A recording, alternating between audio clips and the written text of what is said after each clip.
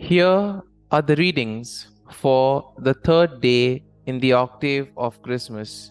Today's first reading is from the first letter of St. John, chapter 1, verses 1 to 4.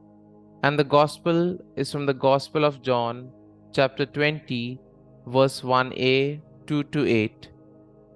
The first reading, a reading from the first letter of St. John. Beloved, what was from the beginning, what we have heard, what we have seen with our eyes, what we looked upon and touched with our hands, concerns the word of life. For the life was made visible. We have seen it and testify to it, and proclaim to you the eternal life that was with the Father and was made visible to us. What we have seen and heard, we proclaim now to you, so that you too may have fellowship with us. For our fellowship is with the Father and with His Son, Jesus Christ. We are writing this so that our joy may be complete. The word of the Lord. Thanks be to God. Responsorial Psalm.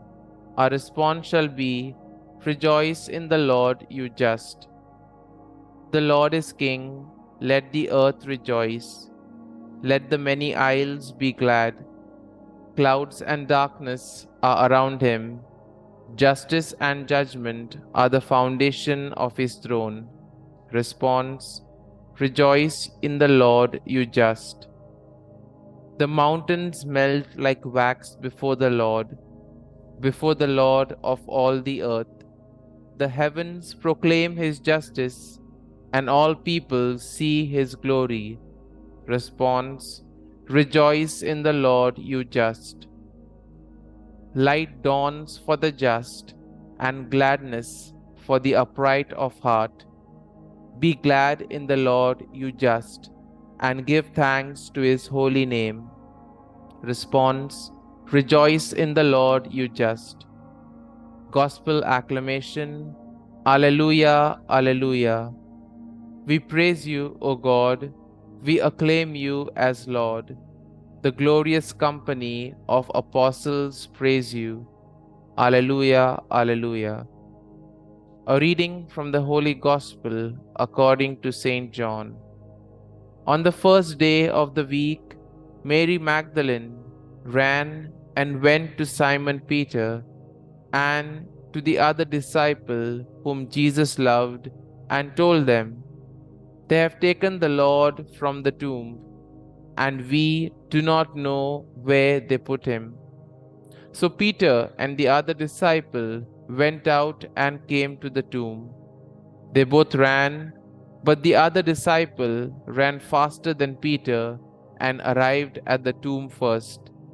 He bent down and saw the burial cloths there, but did not go in.